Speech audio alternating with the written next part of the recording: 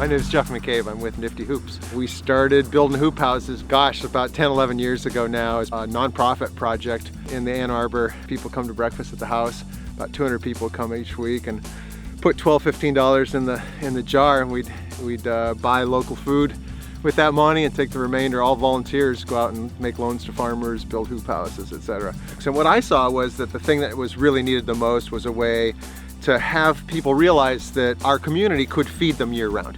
We are very mission-driven. We want to actually make a real big difference and see this go from maybe 1, 2, 3% of the food people are eating in an area to conceivably 10, 20% of the food with the right tools out there and helping farmers be successful.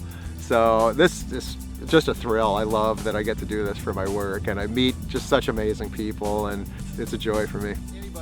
Probably 90% of the people I say hoop house to, their mind's going to basketball or hula hoops or who knows what, and these things are greenhouses. The same structure could be used to grow starts on benches and whatnot, but we talk about it as a hoop house when we're growing food in the ground.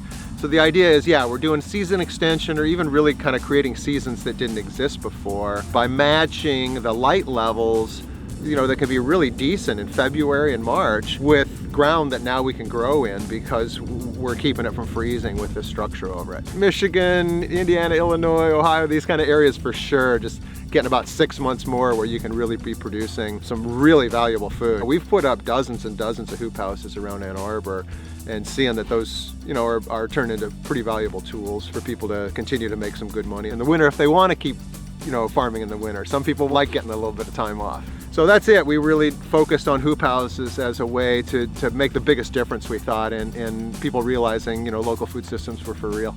Since then, we've had some other ways to finance hoop houses. So we've focused on building hopefully a little bit better hoop house, one that goes together easily and is fun to put up. So you can see we've spent 4 hours or something here today to get this frame up. It looks like we're done at this point. There's a lot more to do to get it together, but we've been really unique. A lot of people are just mostly selling kits. We've really focused on the idea of helping people put these structures up. One thing is it's led us to keep innovating on the design in ways that really makes it go up so much easier.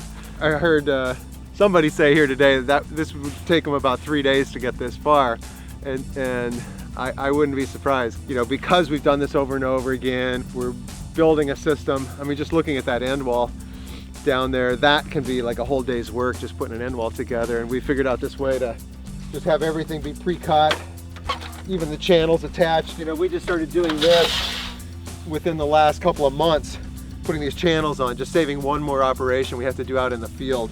This is what we really love to do. We can send the whole crew out and do it for somebody, or we could do it like we're doing here today, send a couple people out and work with your people. We're based out of Ann Arbor, so there's a lot in Michigan, Indiana, Illinois, and then, scattered here and there beyond that.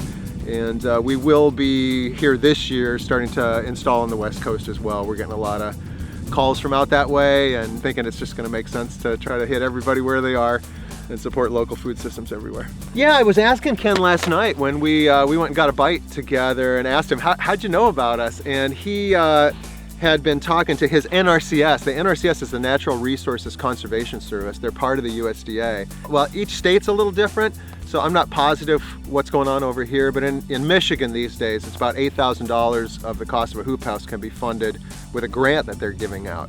And some farmers have got that like 3 years in a row, so we've gone out and put hoop houses up for them year after year with that. That's been a really good way for us to meet people as well, and it becomes word of mouth as we get more and more into an area like this. I'm hoping that Ken's going to be talking about us, other farmers will know about it and whatnot as well. I've set aside a lot of hobbies for a while. There's a lot of things that I used to do around baking bread and making cheese and curing meats and different things as well that someday I hope to get back to.